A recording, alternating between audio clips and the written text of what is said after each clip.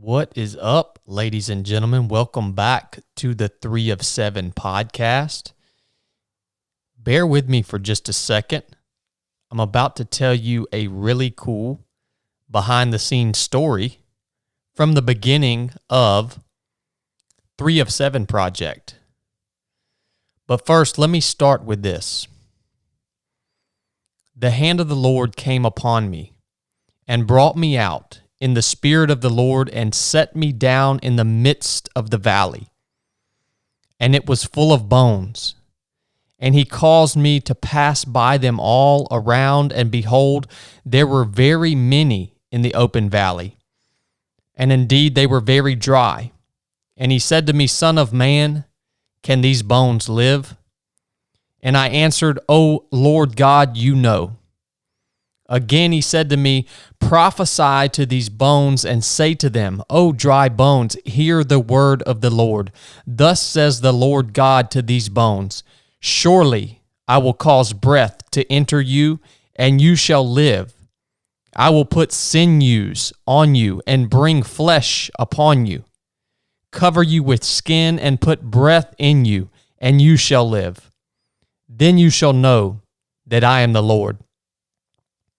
So I prophesied as I was commanded, and as I prophesied there was a noise, and suddenly a rattling, and the bones came together, bone to bone. Indeed, as I looked, the sinews and the flesh came upon them, and the skin covered them over, but there was no breath in them. Also he said to me, Prophesy to the breath. Prophesy, Son of man, and say to the breath, Thus says the Lord God, Come from the four winds, O breath, and breathe on these slain, that they may live. So I prophesied, as he commanded me, and breath came into them, and they lived, and stood upon their feet, an exceedingly great army. All right, guys, why am I reading that to you? Because an interesting thing happened about a year and a half ago. When I had first gotten out of the Navy and I was just kind of trying to get my feet on the ground, I went and was a guest on Team Never Quit podcast with Marcus Luttrell and his crew. And it was actually really the first big podcast I had ever been on. So, man, I was totally green. If you guys go back and listen to that episode, I think you'd probably get a good laugh out of it because, I was just in a different place as far as my transition and my life. And so anyways, I'm sitting here having the conversation with Marcus and his team, and we take a little break. And everyone leaves the room, and it's just me and Marcus Luttrell sitting there, and we're just kind of staring at each other. And all of a sudden, Marcus just out of nowhere quotes this scripture to me that I just read to you guys. And this is Ezekiel 37, the valley of the dry bones. And he quotes this entire scripture here that you guys just heard, and nothing else is said. And I just look at him, and pretty much I'm just like, Roger that, man. I don't know what this means, right? But it was a pretty powerful moment. And then, the rest of his team comes back in the room, and we carry on with the podcast like nothing ever happened.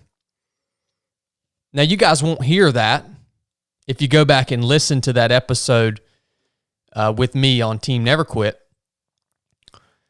You guys won't hear that because it happened behind the scenes, right? We were on a break. But it was very interesting, and I always knew that for some reason, those scriptures would play a big part in my mission from that point forward. And it's hard to explain how I knew that, but I knew. This was an old prophecy from thousands of years ago about how God can take this valley of dry bones and literally put fresh flesh and sinew upon them and call breath from the four winds and bring this valley of dry bones to life, thus becoming an exceedingly great army.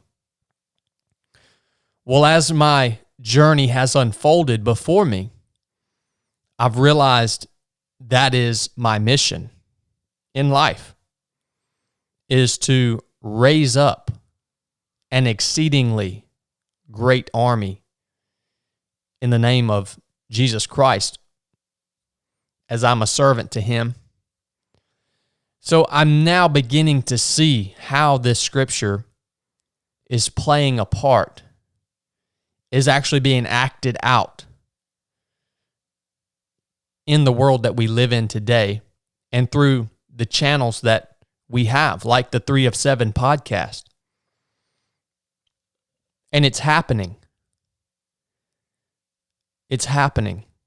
Thousands of messages and testimonies. An exceedingly great army is being raised up. Warriors that are hungry to experience the abundant life, freedom, strength, knowledge, wisdom, understanding, peace. It's happening. Why are we talking about this right now? Essentially, I'm just leading you guys into the introduction to some new content that we are about to start creating called Resurrected. Resurrected. That's exactly what was going on in the scripture that we just read, as this valley of dry bones was being resurrected. All right, so what is resurrected? The definition of it is to revive the practice, the use, or the memory of something, to bring new vigor to. All right? That is what resurrected means. What is resurrected? Resurrected is going to be free content that we are going to provide to the supporters of the 3 of 7 podcast. There's a thing that we have called Patreon, where you guys, if you enjoy the podcast, can go and support the podcast monetarily. So the highest tier on our Patreon is $25 a month. Those are our VIP Patreons. And I am so thankful for each and every one of you guys that have made that commitment to the 3 of 7 podcast. And I have been thinking, how can I give back to you guys? And so Resurrected is that. It'll be starting in November. So this will be done 3 Sundays a month. It'll be me, Blake, which is the co-owner of 3 of 7 Project, and my co-basic course instructor, and Nathan Hicks. Nathan is a mentor of mine. He is a pastor. He is also a co-instructor at the basic course. Extremely solid individual. So you'll be hearing from one of us for 3 Sundays every month. Now, again, this will be starting in November. November 7th will be the kickoff for you guys. If you are a supporter, a VIP supporter on Patreon, I will be posting a link prior to the kickoff of Resurrected on Patreon. This will be a private link that will only be visible to you guys. and you guys will be able to join in. Guys, this is not a life coaching program. This is not a self-help. This is not a motivate you. This is not about business. This is not about entrepreneurship. That is not what Resurrected is about. Resurrected is going to be a deep dive into my testimony, why I believe the way I believe, the experiences that I've had that have led me to believe the way I believe. All right? It is going to be a Bible-based content group, family. And that's what it's going to be from my end, all right? Now, Blake and Nathan, they will obviously have their own style that they bring to you guys every episode that they host. But again, that is the vision of Resurrected. The goal of Resurrected is to pour back into you guys, to give you something special, to give you a deep dive into the principles and the reasons and the stories behind why I believe the way I believe from a spiritual aspect. You guys know 3 of 7 Project is all about the body, soul, and spirit. This Resurrected content is going to be all about the spirit. And the objective is to raise up an exceedingly great army. That is the goal. That is what Resurrected is. So if you're interested in supporting the podcast, go and join us on Patreon. Again, Resurrected will be exclusively for our VIP Patreons. It's going to be an amazing journey. I expect to have thousands of people as part of this journey because I know it's just going to be unmatched. Look, we're not calling this a Bible study. We're not calling this church. We're breaking all the rules on this one, all right? If that's all right with you. I think there's a lot of negative connotations around those words and around religion and around all that. Okay, that's not what this is. This is personal. This is a journey. This is totally unique. Anyways, I'll attach the Patreon link in the show notes of this episode. If you want to join us, if you want to support the podcast, we greatly appreciate it. If you don't, no big deal. I'm honored and humbled that you listen to this podcast. It is unbelievable, the support and the numbers that I see for the 3 of 7 podcast. It's just, I never expected this.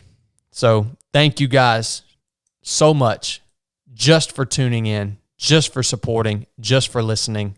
I love you guys, each and every one of you. Today's episode is with a good friend of mine named Jeff Forrester. Jeff is a solid dude. I've spent one-on-one time with Jeff. I know him well. I know his family. I have no issues endorsing Jeff Forrester as a solid individual. So Jeff has written a book called Unleashed Potential that is just jam-packed from cover to cover with really cool stories and principles. So I have read the book and went through and just really highlighted some things that really stood out to me. And we dig into those parts of Unleashed Potential during this podcast and really break them down. Fun conversation. If you don't know Jeff, go follow him on Instagram. get you a copy of Unleashed Potential. It's a great, quick read, straight to the point, and I think it will help you in your journey. It's helped me. So thanks, Jeff, for putting out the awesome content. I hope you guys enjoy this episode with Jeff Forrester. He's been on the 307 podcast before, so here he is again. Hope you enjoy. Jeff Forrester. Radio check. What's up, man? Jeff, you're always so on time, brother. I know. I was having to turn the TV off. Otherwise, I would have been on at 6:30. What is up, man? Look at you. Last time I talked to you and saw you, you were in a basement. Dude, well, yeah, we've definitely moved up a step from the basement. That's for sure. So not a big step, but a step. Hey, it's all about progress. That's it, man. When I saw that, I saw the pictures of your kitchen. Oh, yeah. That was. Because I remember we were talking, you were like, this is an old kitchen. Buddy, that was a journey completing that kitchen. That's for sure, man. Brother, I've been missing you, man. You've been on my mind a lot. And first of all, welcome back to the 307 podcast. That's awesome. It's our returning guest here, Jeff Forrester. Great friend of ours. Huge supporter of 307 Project. Great leader, great individual, now author. And that's what we're going to talk about today. Jeff and I have spent some time together one-on-one. We've ran together. I've stayed in Jeff's home with him. So we know each other, right? Yeah. Yeah. So I mean, I just want the audience to know where we're coming from, man. And Jeff reached out to me. He's put his heart and soul into a new book called Unleashed Potential. And Jeff sent me a book. I have copy number 7, which is really cool. And here's what's weird about it is I didn't plan that to go that way. I mean, that's wild to hear that, because I thought you did that on purpose. Yeah, no. I got copy number 7, and it's just there's some awesome content in here. And Jeff, I know you hit Brooke up and wanted to know if what we kind of could do to get the word out. And I just looked at Brooke and I was like, why the crap don't we just have Jeff back on the podcast to talk about the journey, not only the journey of what it took to put this piece of work together, man, but some of the content of it, so the listeners can know about it and freaking get a copy and get after it, man. I like it. So I'm pumped to have you. Thanks, man. I love seeing you. I love talking to you, as you know, and you have been really on fire, because I saw you back in February, and it seems like it's been a freight train for you since February. I mean, you've gone around the world. You went to one side of the world and back, and you've been all over the country. It's been really, really cool to watch all the stuff that you guys have been able to do. Well, I'm gonna go ahead and tell you right now, brother, we hadn't been able to do it. There's a higher power that's guiding us along this journey, brother. Because I don't even understand it, dude. I mean, I do. Well, yeah, I guess when you think about what's happening, but a buddy of mine the other day asked me a question, Jeff. And I don't mean to get off topic, guys, if you're listening to this, but a buddy of mine the other day asked me a question. He said, tell me how all this came to be. Like, how did you get to where you are right now from a, as a civilian, in the year I've spent as a civilian. And I'm trying to explain it to him, and I realize I don't even know how it happened. I can't even give you a timeline or a series of events. It just freaking happened, man. And so praise God, brother. Praise Amen. God, man. Well, it was like when you were here, and you've told this story before about how that you had that vision and you just gave it all up. And it's true. It's like when you give that stuff up, the amount of I guess that you're able to prosper after that is just unbelievable. I mean, it's incredible. Yeah. Yeah. Agreed, brother. Let's talk about you a little bit, Jeff. Okay. I want to first talk about the book, Okay. Unleashed Potential. I've went through and highlighted a few portions that were very impactful to me. I kind of want to go through it. If you don't mind, I would like to read a few just short quotes from the book that were impactful to me. And again, these are not all of them. These are just a few that, I don't want to, we're not going to read the whole book on the podcast because I want people to read it. That's right. And so I want to go through that. And then I want to talk about the journey of actually, getting it done, man, because I'm envious, dude. I'm envious of the work that you've been able to, I'm proud of you, but it's really cool, man. To hold, dude, your name's on this thing, man. I know. And my picture's on the back. Yeah. It's crazy. It is really cool, man.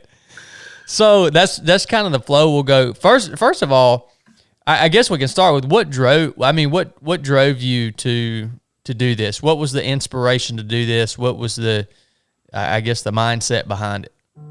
Yeah, and it's a great question because it's always been fluttering in the back of my mind. But then I would sit there and go, I'm just Jeff from Florida. Who's going to want to pick up a book and read for me? There's over 8 million books on Amazon. And so I was like, what? There's no reason for me to write a book. There's nothing, that I can tell that is going to just blow somebody's socks off. And so for me, it was like I started with putting some modules together to just get some of my thoughts down on paper. If I was going to help somebody and coach them, I needed something there. And so where the book came from is our friend Adam Davis, and this is where I know that you're a firm believer in this, is that, I was on Instagram, he was on your show, and I really liked the stuff that he was putting up. And so I turned on. I was like, well, I want to keep up because I hate scrolling through Instagram and missing stuff. So it was probably about 10 o'clock at night and I was getting ready to sit on the couch. I'm like, well, let me just turn on notifications from Adam. So when he puts something up, I can see it. And I'm telling you, Chad, within 5 minutes, ping, it comes up and it said Adam Davis put a, posted on Instagram. So I open it up and it's a picture of Taya Kyle. And then it's her giving him a recommendation on using his services for digital marketing and those type things. And I've wanted to learn a little bit more about that. It had a cell number on it. Well, in this day and age, there's so many people that put those robot cell phone numbers up there. I was like, well, he's just trying to capture stuff, but you know what? I'm going to text him, whatever. So I shoot a text and within 30 seconds, hey brother, what can I do for you? And so we went back and forth. And so it was really neat. So we arranged to get together and talk about digital marketing. So the very first thing, he's like, well, what do you do? What are you selling? What's the thing? So I'm telling him about these modules, and in the best Adam way, he goes, you need to write a book. And that's all he said. I was like, I'm not writing a book. We're here to talk about digital marketing. And he's like, okay, but you need to write a book. You've got a book there. And so that imposter syndrome was going through my head. It's like, nobody wants to read my book. It's not anything that's going to knock anybody's socks off, whatever. And so he gives me my homework. We do it. Then I call him back the next week. Have you thought any more about that book? And I was like, man, I don't know. And it had been spinning in my head for a week. And he's like, I can help you write that book. And you need to write the book. And so I said, okay, and I'm somebody who likes instruction. And so he's like, I'll walk you through it. Here's the first thing you need to do. Now, this sounds like a joke. And you'll wait for the punchline. He's like, I want you to type active futures on the front page. I know that's not going to be the title, but just type it and then write down 10 chapters and what you want to cover in each chapter. So I did. Then he said, call me next week. I was like, okay. So I call him next week. He's like, now write 4 points under each one of those chapters of what you want to cover. I was like, okay. He's like, call me next week. So I called him next week. He's like, start typing.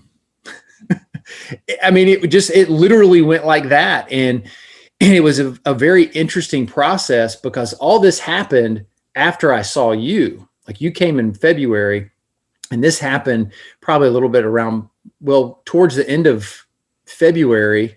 And I started writing in February. And so we had this plan that I would finish my brain dump and writing by June. Well, then COVID hit. So I had some extra time. Next thing I know is I wrote the book by April. You cranked it out quick. I couldn't freaking believe it, man. I'm telling you, it was unbelievable. And that's what was great about him, is not only did he teach me how to create the framework of how to get started, but his encouragement that he provided and his direction and just that constant support and mentoring through the process just kept me going, and it just kept building momentum. And he just kept saying, just do this and you'll get through it. And sure enough, I went through it, and it was incredible. So I know people listening can't see it, but you can see it. That chair right behind me, Deuce, my son, was sitting in there. He was playing his iPad. And so I'm typing away, and I finished. And so I just kind of had this weird just rush of excitement go over, and I just turned around and I was like, buddy, I finished the book. So he gradually looked up from his iPad and was like, well, Dad, that's awesome. He's like, and you know what? If nobody buys that book, you wrote it and you could be proud of it. I was like, okay, that's why I wrote it, because of what it set for him, the example for him and my daughter and Tammy and some of those people that knew, because nobody had read it yet. And it was truly, I prayed every time before I would sit down and start writing. I would just type, and it's just, for me, it was just story after story that came out, and examples that just really helped me get through life. And that's what I'm hoping, that when people read it, that they can realize that they can write their own book, and they need to write their own story and not let somebody write it for them. And that was for me, it was just getting out 30 years, actually almost way more than that, because I went back into my childhood, and it was incredible. And my mom read it, and then she's like, I've learned more about you and than I've ever known. And then I feel bad, because I'm like, well, my mom doesn't know me, but I just lived in my head for so long. Yeah. And so to be able to put that out there was it was very therapeutic for me and helpful for other people as well, I think. Well, I'm going to tell you, I mean, I got a lot of stuff out of that, and you kind of dug into the process a little bit there. We'll hit a little more on it on the end of how you really found time to get this done in that timely manner. But, this book, Unleashed Potential, it is a book of it's stories. It's you present a principle, and then you follow it up with multiple stories. And that's what I love about this book, man, is because the fact that you have a story for every principle that you present tells me that you've lived it, that you're not just regurgitating information. And it is a book of stories through and through. Jeff has filled this book with stories and lessons learned from real life. And that really was cool, dude. And whenever somebody is teaching from a story or an experience that they've had, it tells you that they're not teaching from theory, because they've lived it. And that was one thing that really struck me about Unleashed Potential. You did a really great job telling the stories and putting it all out there, man. And even being super vulnerable. I mean, going deep with the stories and in depth. I mean, that took a lot of, it took a lot of courage, because this is essentially your life and all the impactful experiences that you've had wrapped up between, the front and back cover. And it's not theory, because you got the stories and you got the experience to back it up. And I loved that, man. So I wanted to highlight that is one of my favorite parts about Unleashed Potential, is the fact that it's a book of stories that back up solid principles. You couldn't have done a better job, Well, thank you. Yeah. Well, because and people, you've taught me that, and I've watched you've shared example after example of your life, and you look through people who talk about the struggles that they've been through and the successes that they've had and the lessons that they're learning. And that's what makes you connect with people. At least that's how I connect with people. And you just see it all throughout history is when people are doing that, they talk about it and then people go, okay, well, that's just like me. That's it, And brother. That's it. yeah, And a true, I mean, look, man, if you're going to take advice from someone in life, if you're going to take life advice, there's a lot of life coaches out there. There's a lot of this and that out there. And big names too, man. Big names. They don't have stories, man. They're regurgitating information. That is dangerous. If you don't have the experience to back up the principle, you don't have the right to teach anybody anything, man. And essentially, that's the story. I think provides a two-piece value. One being what you're saying. It's great people love to read stories, hear stories. That's how we connect as human beings.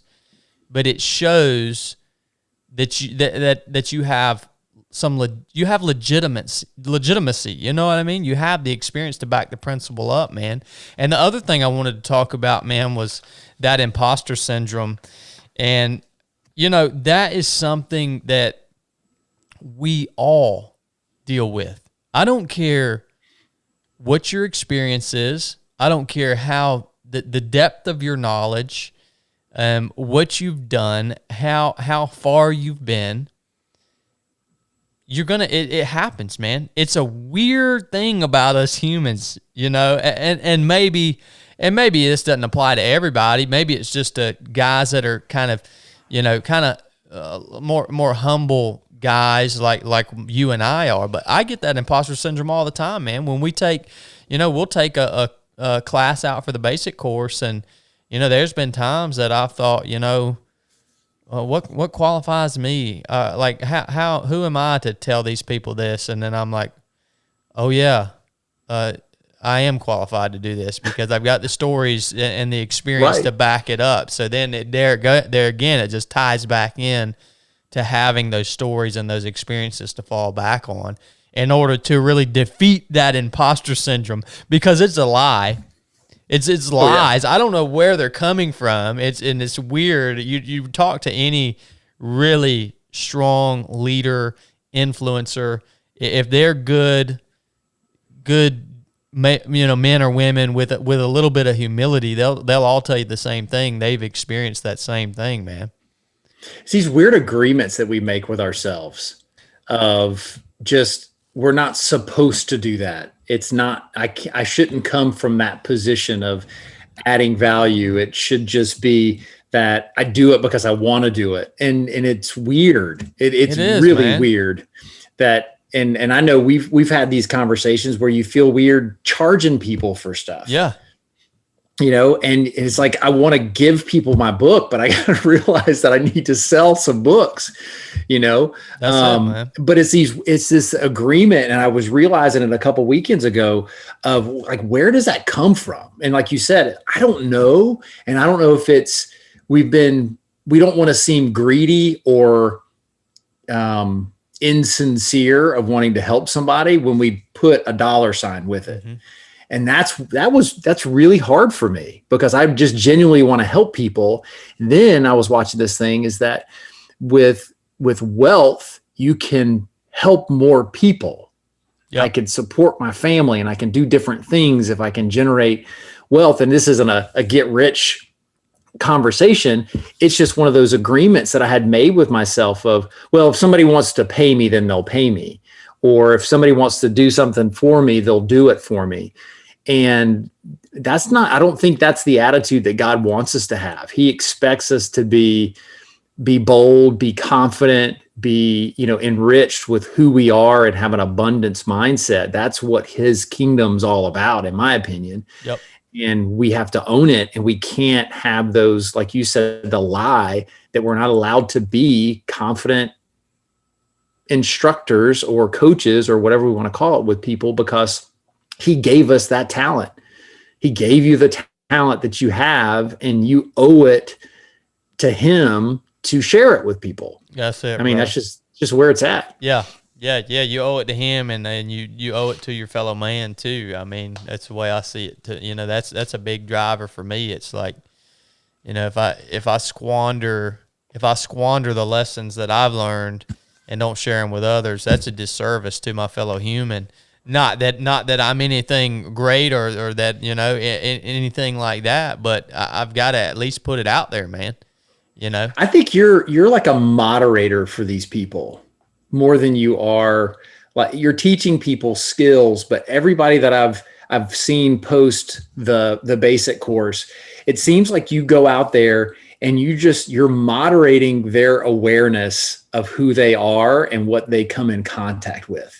I mean, it's just like story after story. You're the vehicle that's there to help them find and tap into that person that they've always wanted to. Mm-hmm. And it's like you gave them permission. I mean, that's just when you read all those Instagram posts. And I had a chance to talk to one of the guys that was on your basic course. I think it was the second one, Zachary, of just the impact that was made out there. And a lot has to do with you and Blake and Nathan and going out there and doing that stuff.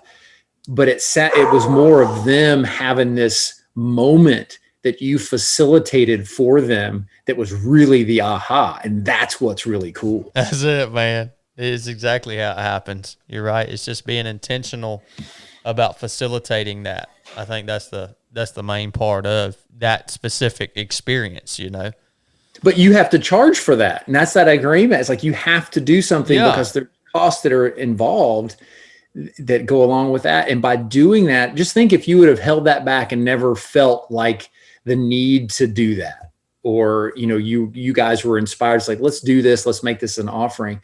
I mean, you've already changed you've had 4 classes, 32 lives, not to mention the 3 of you. Every time you go out there, you get enriched. I mean, that's unbelievable.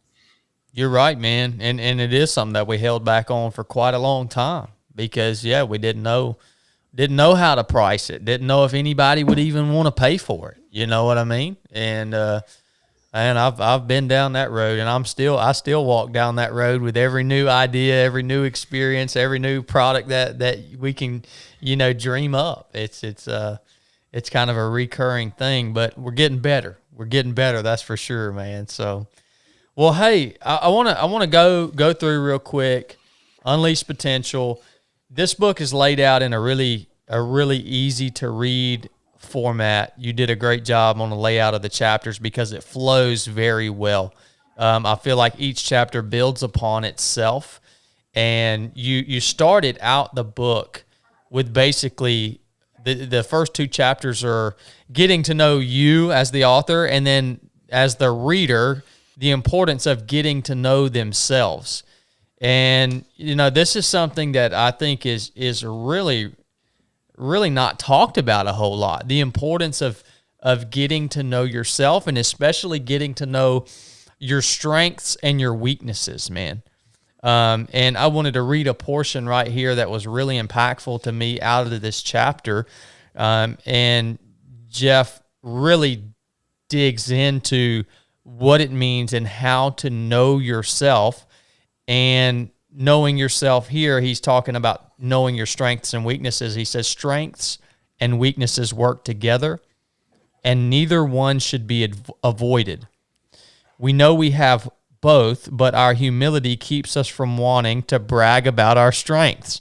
Ties right into the conversation we were just having. Whether they are or aren't, we think they are, or confess our weaknesses because we will be judged. Focusing too much on either creates an imbalance and inefficiency. Spending too much time on your strength can provide some success, but eventually you will reach the ceiling because your weaknesses cap your potential. That right there was that quote right there was mind-boggling to me, especially the last part where you talked about spending time and focusing on your strength is going to get you some success, right? But if you're not really trying to improve upon your weaknesses at the same time, you're going to hit that glass ceiling, man. And I just to be totally honest with you, I felt that in my own situation, in my own life. You know, it's so easy to just hammer away at the things that you're strong at and forget about the things that need a little improvement. And then you're exactly right, man. You plateau. Where did that, I mean, that is a strong paragraph. Where did that come from? I mean, how did you dream that up, man? I mean, I didn't dream it. Yeah, I mean, I know you didn't dream it, but it had to get out of your head onto the, like, where did that come from, man? Well, because I had reflected on me and my life and the thing I was accomplishing things professionally, and I was moving ahead. But then there were things that continued to come up on a regular basis that were holding me back and eventually shifted my life differently. And it was because I avoided those and I wasn't willing to work on them. So we'll use another example of like running. So when we go through things, I can get out there and try to grind it out and just run mile after mile and then try to push it and keep going. But if my nutrition is all jacked up, I'm not going to be the best runner that I can be. Yeah. I'm not going to perform. You look through history, the whole story of Sparta and the 300 Spartans. Yep. Eventually their demise, they held off, and what they're thinking is they killed tens of thousands of people because of the way the phalanx of their shields that they created. 300 guys held off this massive army that just kept pouring people after people after people. But their ultimate demise was a small little mountain pass behind them that they were able to get around. And as long as you could get around behind them, they didn't have any protection. And that was ultimately what took their lives.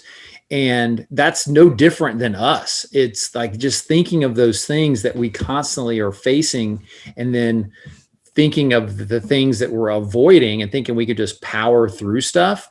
You know, for me, I talked about, it was self-esteem. I had to improve that, or I never was going to even just move my potential a little further ahead. I had to get through that. I had to figure out ways that I can help improve my self-confidence. Yep. And that was one of those things that's happened, and it continues to go and it continues to move forward. I'll have a step back, but then I'm very self-aware now that those are the things. And it was interesting. Like once I took the power away from the weaknesses by admitting them, that was like the first step. Just admit it and then just move on. It's like, yeah, I'm not good at that.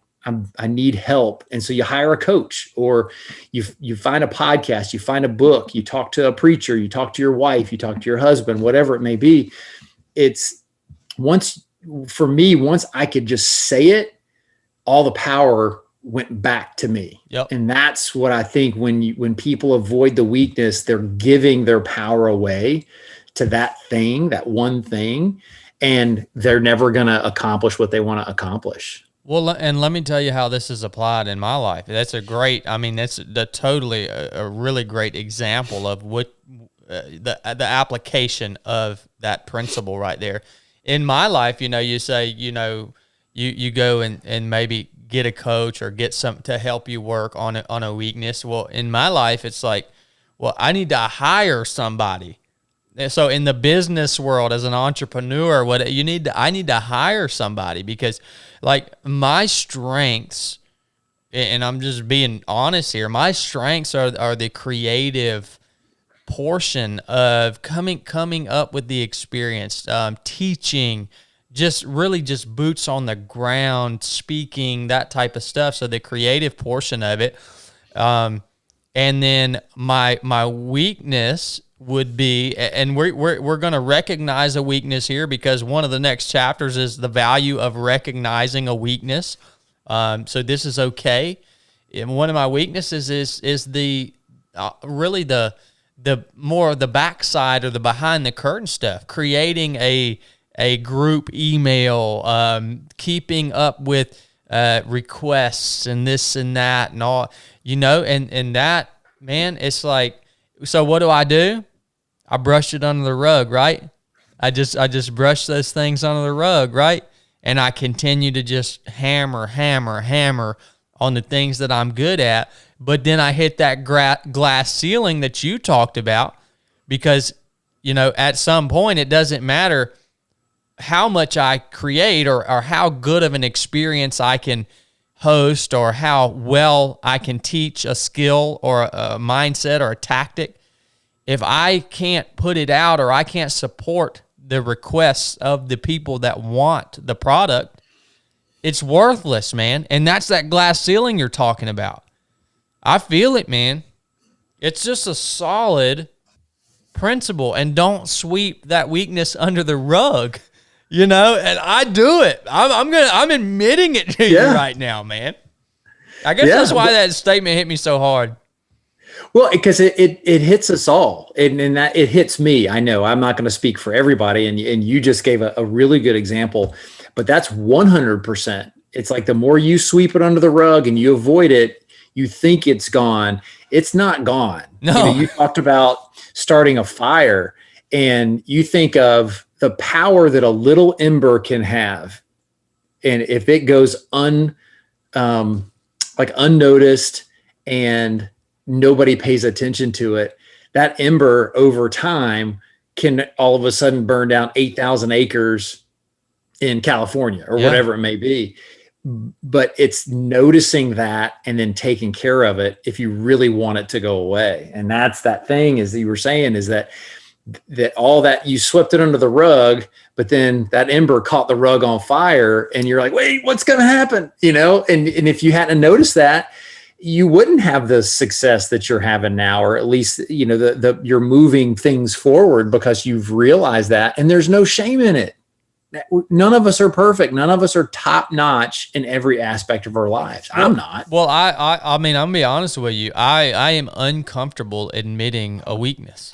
It made me uncomfortable to just tell you what my weakness is from a business standpoint.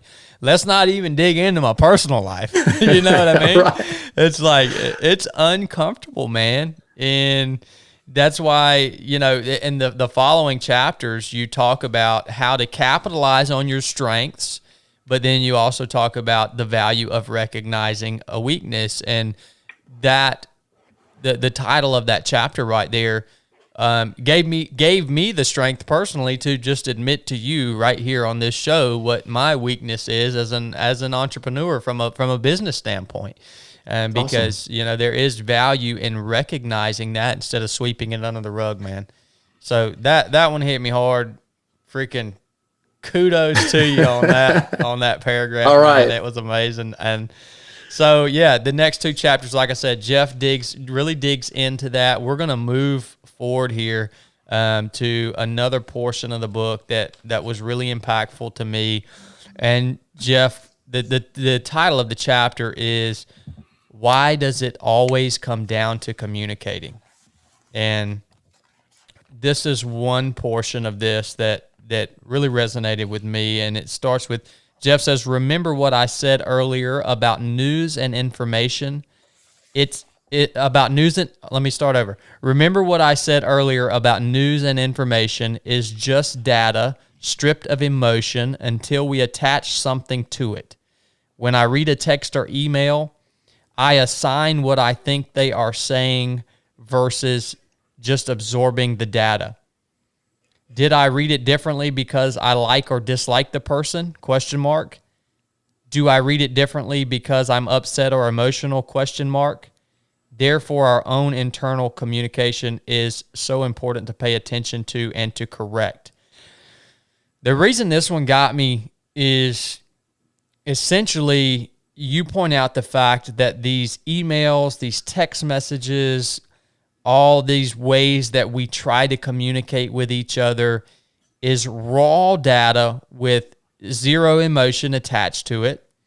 And we end up attaching our own emotions to it, however we're feeling that day or whatever's going on in our lives. And we can completely misinterpret or interpret the information that's trying to be passed to us from whoever's on the other end. And this is something that I really try to be conscious of in my own life in a way that I have people on a regular basis text me or email me about business, whatever it may be, whatever's going on.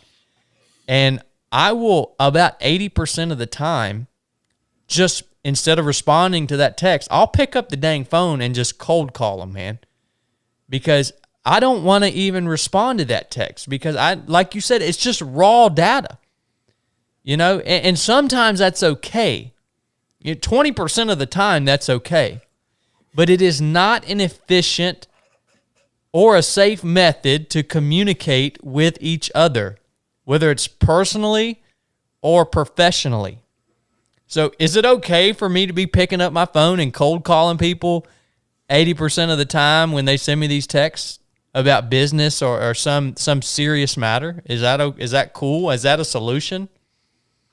I mean, for me, yeah. I mean, because then you actually have context, you have feelings, and that's where, as we've continued to move into this, and I'm 100% guilty of this quick text, I'll answer when I can, or the email, or because then that creates something. It's like, well, wait a minute, he didn't text me back right back. What? He's mad. Well, no, he just, maybe his phone died and it's in his pocket or it's in the car or whatever. And we do that. And I think for me, I've got to get better. We'll admit weaknesses here, since you gave one, is I've got to get better at not just responding back, is picking up the phone, because clearly they were there. And it's funny, you'll have people that will text you and then you call them back and then they won't answer the phone. All the time. I'm like, you just sent me a text message. And they're like, well, I'm somewhere. Well, then you shouldn't be texting me. And I'm guilty of that. Yeah. That means that the people that I'm with, they're not getting my full attention. And so it's a challenge. And I feel as we are moving forward as a society, we're becoming more and more divided. And a lot of it's because we don't have this interaction. Like, it's okay just to communicate over email back and forth. And I had an old colleague, he's like, if I had to send one reply back and another one came back, I just picked up the phone. Because clearly there's not anything that has been communicated effectively for me to get my point across, because you just asked me another question after I answered it. So I'll just pick up the phone. Man, I like that. I like that a lot, dude. And I think adhering to this principle or this piece of information that you've included in your book, as recognizing those messages as just raw data, and realizing that you're not going to get you're not really, most of the time, you're not going to come to a real meaningful solution through that form of communication, I think is a way to take not only your business, but your relationships to the next level, man, is just spending a little extra time to make it. Dude, usually another reason I'll pick up the phone and call, usually I'll spend less time if I can just talk to the person than going back and forth on text or email. I mean, have you experienced the same thing? Yeah, almost all the time. So why? I don't know. I really don't. I don't know if it's because you're protected, because it was one of those things growing up, is that you called somebody instead of seeing them face to face. So like for me in high school, if it was a girl that I liked, it was easier for me to give them a call to ask them that tough question, because then I didn't have to stand in front of them. So now I feel like people are sending text messages because there's even less of a connection. Mm-hmm. So it's why trolls are so prevalent on the internet, because they don't have to stand in front of you and face the music and say what they really mean. Mm-hmm. Because a lot of these people that say stuff, if they were standing in front of someone, they would not say that, because they would probably get popped in the nose, or they just wouldn't, just the shame of saying something so awful, they would never say it. Now, some people are just going off the deep end nowadays, and it's awful. And I feel like it's that reinforcement of just typing anything that you want, and then that's okay. Mm-hmm. And that's not okay. It's terrible. It's inefficient from a time perspective and from a perspective of reaching a real solution to whatever the question may be. It's just an ineffective message of our method of communication, and it's amazing how dependent we are on it and how much we utilize it when it's the least most effective form of communication that we have access to. Yeah. And then a face-to-face is even better, you know? Yeah. And that's like, and Zoom's been great with everything that's going on, but there's nothing different or better than like when we sat down and had breakfast. That was just unbelievable because we're right there next to each other. You feel the energy that each other's putting off. And you can really, that's when the connections happen. And that's where, if we're really trying to communicate, if I'm trying to communicate with my wife, I go sit next to her on the couch. And that's like the moment. That's powerful, where the connections happen. And you know, in a real way, Jeff, I can sense that in a real way because I can remember, picture, and visualize that morning that we had breakfast together. And I can remember and visualize sitting there at your bar in your kitchen while you made coffee in your Chemex. Like I can't remember the last time we talked on the phone. I have no recollection of it. So that just goes, I mean, to me, in my own mind, that just goes to show you how much more powerful those face-to-face interactions are. I mean, there's no comparison, dude. No, none whatsoever. I think, you know, from an entrepreneurship or a business standpoint, it's make a little more effort to have that face-to-face meaningful interaction, at a minimum a phone call, but face-to-face if you can. I know it takes a little more effort, but it's going to be so much more valuable. And the same goes for your relationships at home, man. I mean, it's just a solid principle that I think that we all need to be a little more aware of. Thank you so much for putting that in there, man. I love it. Welcome. I love it. And so Jeff, as we go through, the next two chapters, he breaks communication down into basically two different types: internal and external communication. And Jeff gives some really powerful examples of his own when it comes to things like the power of the spoken word and how it has propelled him forward in some challenges that he's faced in life. I want you to read the book to get those stories. I want you, as he breaks it down. But I really like the way you broke that down, the importance of communication, the types of communication, and then the difference between internal and external and how to utilize those tools, man. Solid job, brother. Want to move on to, I guess, the next topic here that I wanted to cover. This one resonated with me again, big time. The title of the chapter is "Don't Depend on Anyone Else to Develop You." And that to me is so important, man, because our creed, a part of it, says that in the absence of orders, we will step up and lead. So in the absence of orders, in the absence of mentorship, in the absence of leadership, we will step up and lead. And maybe it's not exactly what you said in the title here, but it's to me, it's a similar concept. Don't depend on anyone else to develop you. You are the master of your own ship. And in the absence of orders, you've got to have the courage to step up and lead or figure something out or develop a solution, whatever it may be. And, you know, one of the most powerful sentences to me in this chapter is toward the beginning of the chapter, and it says, one of the skills every leader looks for is self-discipline and self-initiative. Self-initiative.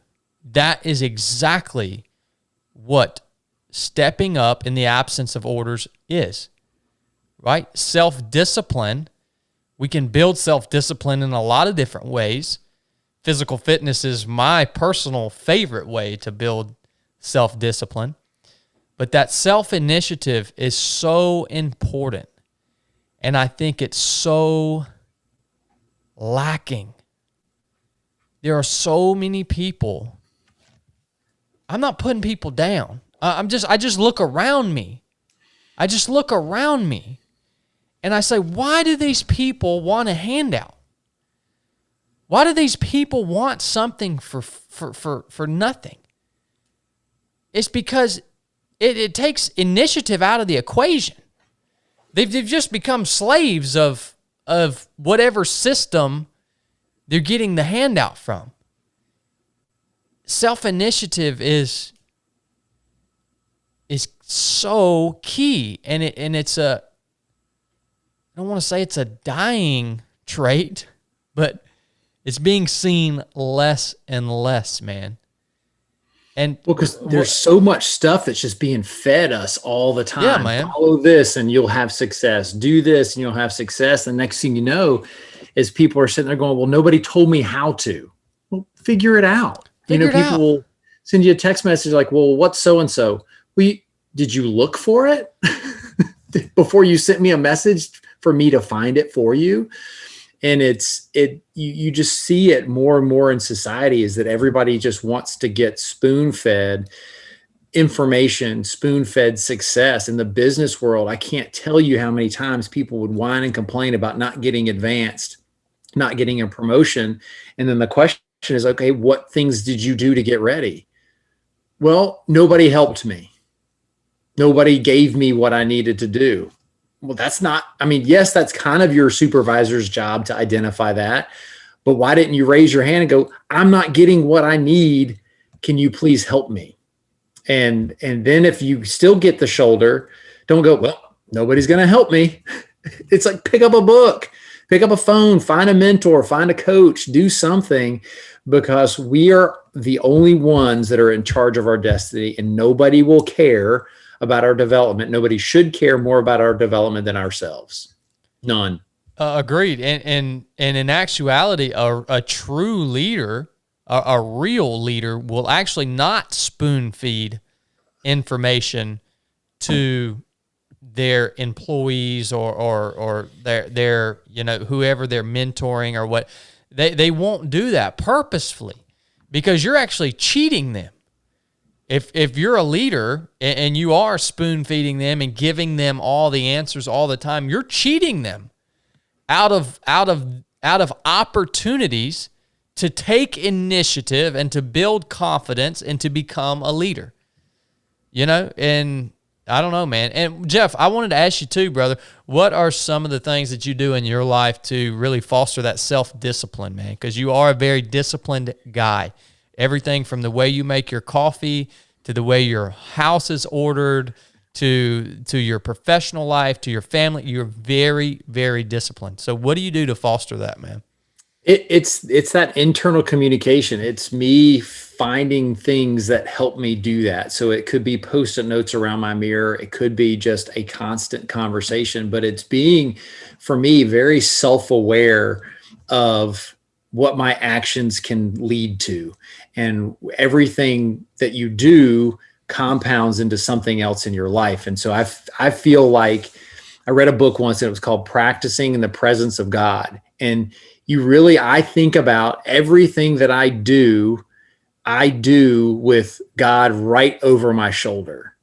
And so I need to make sure that I do the best job that I can. And when I don't, I literally ask for forgiveness. I repent. I pray for it at that moment, because I know that I can give a little bit more.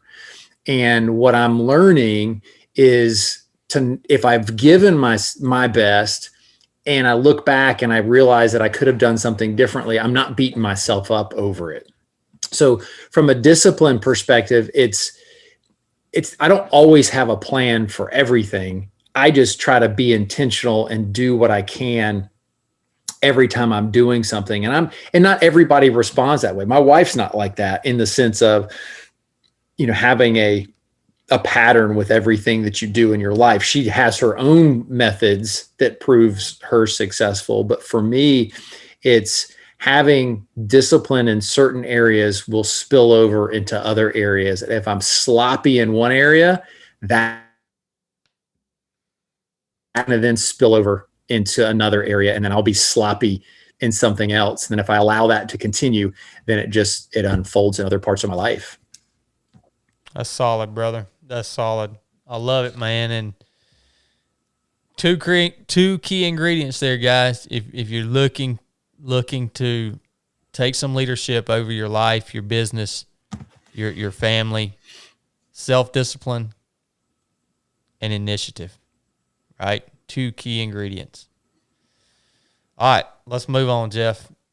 All right, we're moving forward. The next one, the next chapter, who do you surround yourself with? This is a deep, deep chapter. You go pretty deep in here.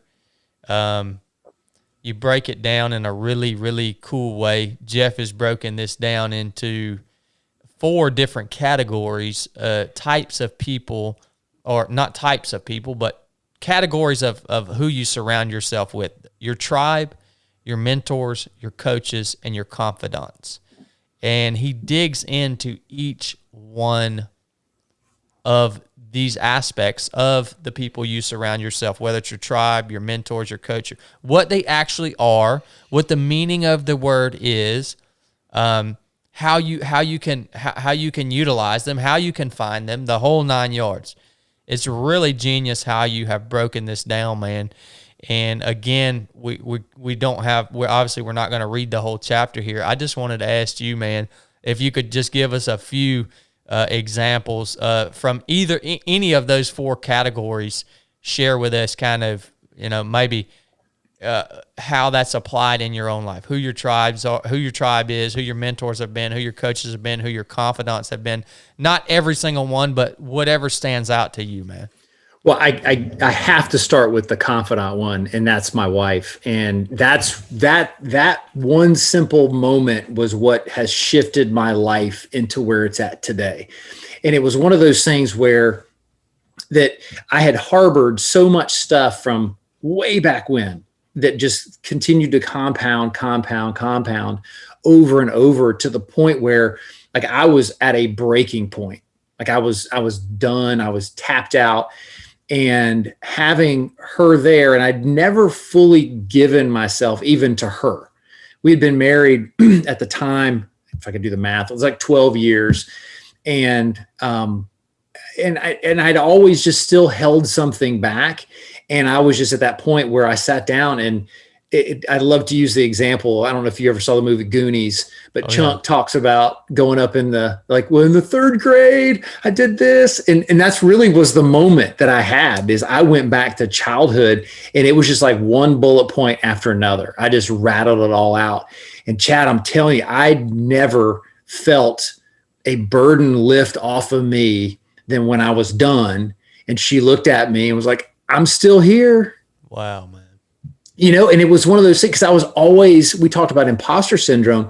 I had imagined if I tell her all this stuff, she's out the door. She's gone. I'm a weirdo. She's going to judge me. That's it. End of story. We'll see you later. Yeah. And when she didn't, the power that I gained from her was incredible. Like our marriage got closer at that split second moment. We got closer. And it was because of her strength and her ability to extend grace and love towards me that allowed me to start the healing process of myself, and for us to work together to work through things. And now she's legit my confidant. Like nothing goes into my head that doesn't end up in her lap at some point. And she welcomes it. And I'm getting better. And it's the same thing of what we can do with God, is if you don't have that person next to you that you can sit next to the couch and get it all out at, is you can do it with him. And he extends even greater amount of grace and a greater amount of love that anybody could ever imagine. Yep. So I've had people say, well, what happens if you don't have that person? Or if you do that and then they do bail? Well, that's not your fault. That has nothing to do with you. That has everything to do with them, their fear, their insecurities, where they're coming from. Doesn't necessarily mean they're a bad person. They've got their issues as well that may compound when you do that. So for me, confidant was the big one. Gotcha. The next one that was really, really big for me, and still is the group. It's the tribe. Mm-hmm. And that's what I pray for you and Blake and Brooke every single day, for the 3 of 7 tribe that you guys have created and that continues to grow bigger and bigger. And I've had a incredible privilege of meeting people from the 3 of 7 that found me from the first episode that we did, that I've met them in person. And it's incredible. And just the strength and the support that the like-minded people give you, you're like, holy cow, I could climb a mountain. I could climb Everest if I needed to. Yeah. And it's one of those things that I don't feel get enough notice, because as society pushes us into our homes and we can't reach out and we can't gather, we've got to find a way to gather. And that's where, for me, social media gets a bad rap, but social media can also have tons of privileges that you've brought to my awareness because of the people that you've connected with. And then I followed you. And then next thing you know is we're commenting. And it's so cool, the network of people that have come from just that, your logo. You know, you see your logo on somebody. There was a gentleman, Magnus, from Iceland. And now I feel like we've built a pretty cool bond. And here's this guy in Iceland, you know, and then there's a guy, David Falconer from Australia, that found me and found you. And it's so cool when you get that. Like, as soon as I see that they're a 3 of 7 person or a Nuff Said person, I swell up in a positive way. I get excited about seeing that. And with groups and tribes, we're social beings, and we shouldn't try to isolate ourselves. And that's where the more you can get involved with people. And that's why all these different activities are so critical, that if you're not able to get out, find people that you can connect with that are positive, because the same thing as we've seen on the news can happen in a negative aspect. If you align yourself to the wrong people, and I go back to what my mom always said, is one bad apple spoils the bunch, and be careful who you hang out with. And that's never been more true, that you can get sucked into that a lot quicker in the negativity spiral than you can in the positivity spiral. And that's what's been neat, is over the course of the COVID stay at home and all these things, is just finding like-minded positive people and figuring out how we can pour things out. I got a couple buddies that are part of the positivity tribe, and that's what we want to push. And it's been incredible to see the power that when you have good people come together, what can happen and what can be done. Yep. No, and I got a few points. You brought up a lot of really good ones on there. First of all, you'll have a lot of people, myself included, that will say, well, Jeff just said we are social beings. Well, not me. You know, I'm an introvert. I've classified myself as an introvert, and I don't want to be around big groups and this and that. And I used to have that mindset, right? If you would have just told me that I was a social being, I would have just closed that comment off. Like, I'd have been like, well, this doesn't, tribe thing doesn't apply to me, right? I'm going to tell you what broke me from that mindset. I went out on a solo mission for about 6 days on the Appalachian Trail by myself. And I'm going to tell you right now, by the third day, I wanted to talk to somebody so freaking bad, it was driving me insane. Like, there was nobody out there. Like, I hadn't seen any other hikers, or I was going off kind of spur trails off the AT, so there wasn't a lot of traffic coming through there. And I realized in that moment, I was like, man, human beings are social beings. Whether you want to classify yourself as an introvert or not, go out for 5 or 6 days into the wilderness. If you're trained properly, don't do this if you don't know what you're doing, but go out there where you're not going to see anyone else and see how long it takes before you're like, dang, I wish I would see another hiker out here just so I can have a dang conversation. It happens, man. Like we really are. And the tribe that Jeff is talking about, it's that thing, not only from a social perspective, but it's also gives you something that's bigger than yourself, which is so important, man. And that's what the SEAL teams were. That's what 3 of 7 project is. It's 3 of 7 project is you guys are the body of it. This whole my whole the whole brand is modeled off of the principles of the Bible. The Bible talks about how we as followers of Christ, we are the body of the church, the body of Christ, right? We each have certain strengths and weaknesses. We each have certain purposes and gifts, and that's what 3 of 7 is modeled after. I can't improve on the model that God gave us. You guys are the body of it, man, and it will shift and flow and grow and change only because of you guys, not because of me. It's that tribe is bigger than yourself, and that is key, man. That is so key. So something to think about. Yeah. What's amazing, you were talking about being alone, is there were times in my life up until just recently, I couldn't be in a house without the TV on. Like I needed noise because a lot of that is I didn't like what was going on in between my ears. And so you talk about being a social being is going out. You're forced to deal with a lot of stuff that you may not be ready to deal with. And for me, that's the support that people provide, is being able to talk to them and be able to share stories, have compassion, feel compassion, and all that. And I wonder if that's not a big reason why so many people now are classifying themselves as introverts and saying they don't want to get out and, be amongst people, and they don't want to be part of a tribe. First of all, tribal community and that stuff goes back to the beginning of humanity. So I think that it's a fairly new concept for us as human beings to want to identify as introverts or identify as somebody that wants to be isolated. And I wonder if that isn't because so many of us don't ever really experience true isolation. If you've got your dang cell phone, if you've got your dang television, you're not isolated. Go somewhere where you are truly isolated. Nothing to distract you from you. And see how long it takes before you want to sit down and just say hello to someone. How you doing, man? Right. It don't take long. I don't care who you are.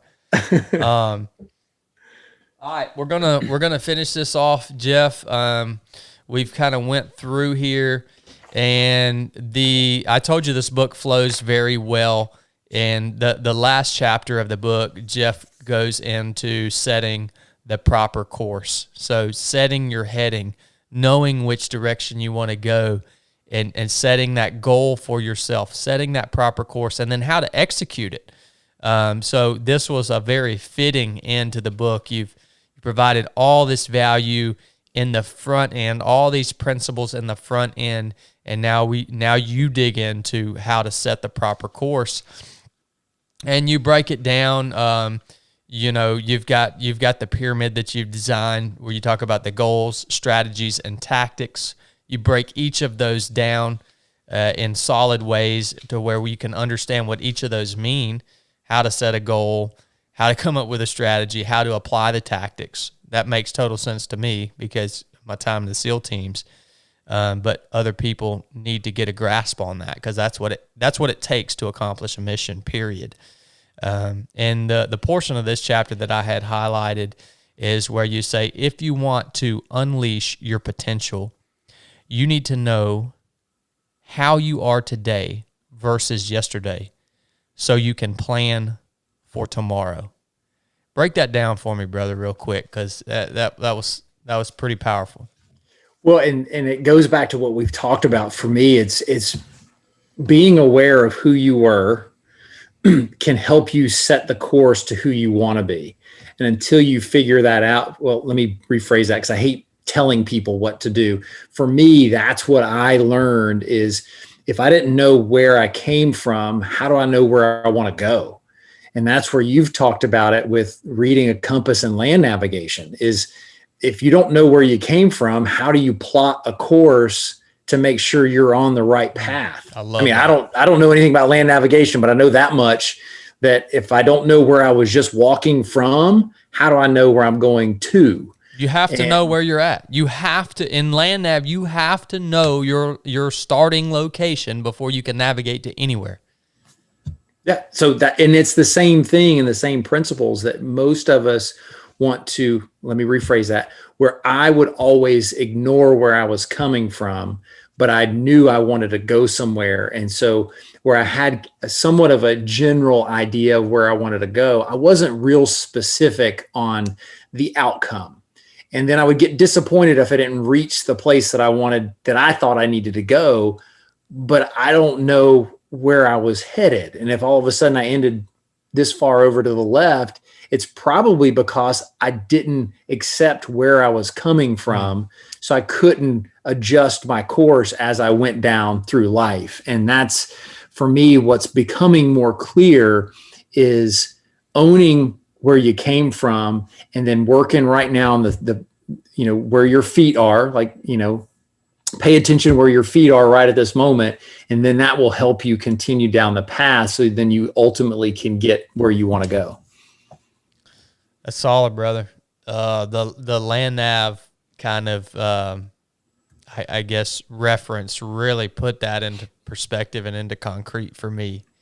Because, I mean, that's a tangible principle that resonates with me when I'm out there with a map and compass.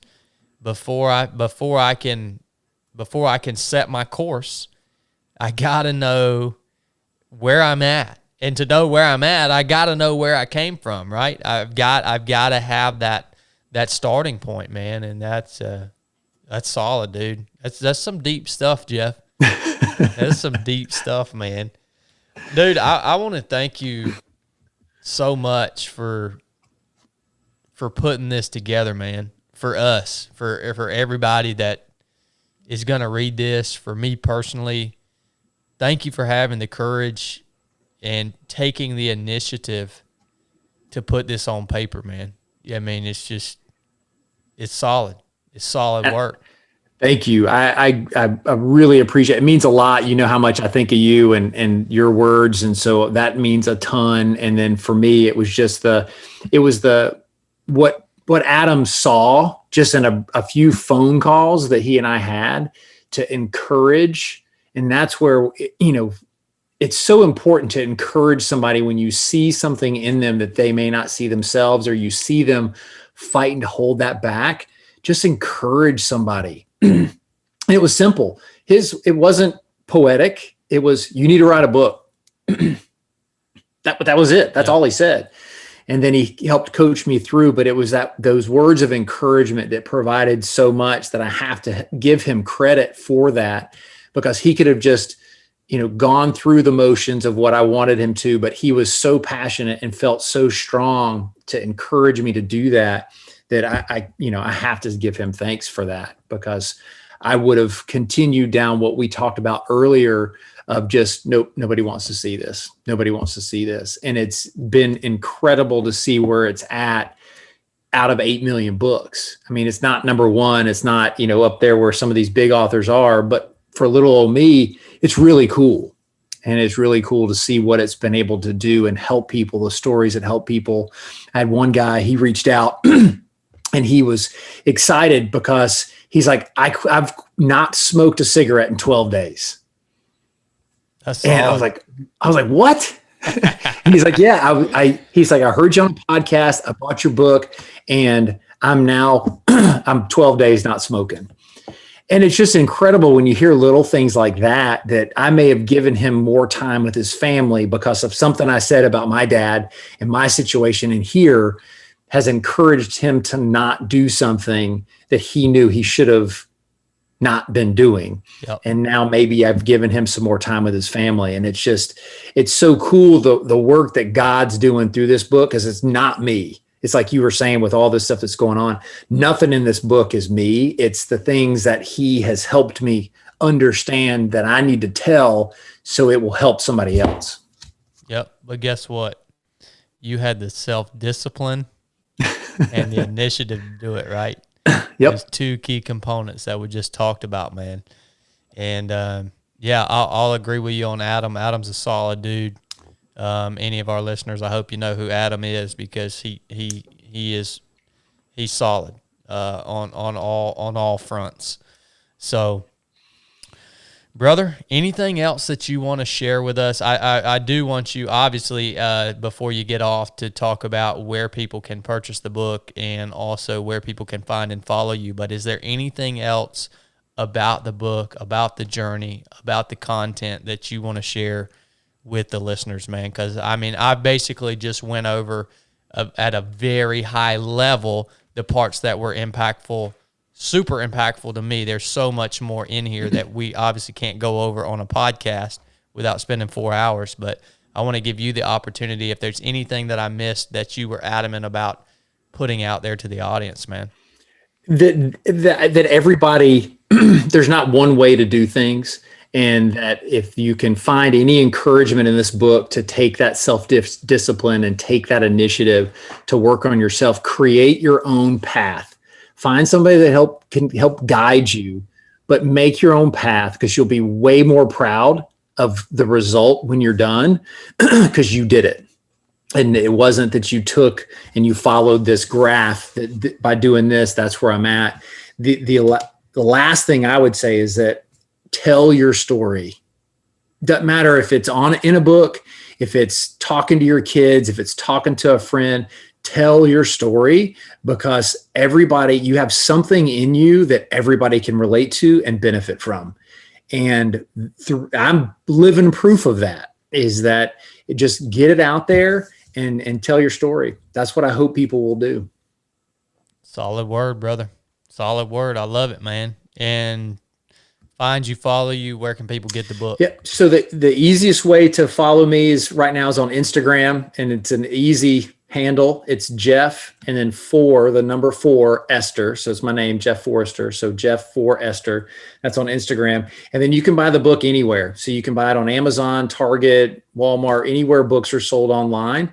And then also they can order one from me. And I wanted to extend this out, is that if they reach out and they say, they can hit me up on Instagram, email, whatever, or if they contact you and they heard this, that I'll send them a signed copy for, normally it's $20, but I'll give it $3 off. So $3 for you. So, and then it's $17.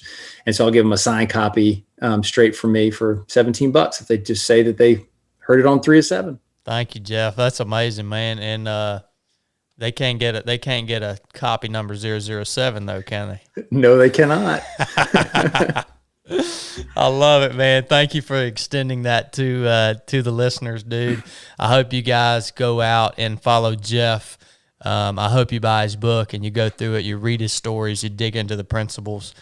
He is a solid dude. I'm here to give him some third-party credibility right off the bat. This is somebody that I know personally, that I trust, that I've spent time with, and that I know walks the walk. He doesn't just talk the talk. He walks the walk. So, yeah, take it for what it is. Thank you guys so much for tuning in. This is the 3 of 7 podcast. Nuff Said.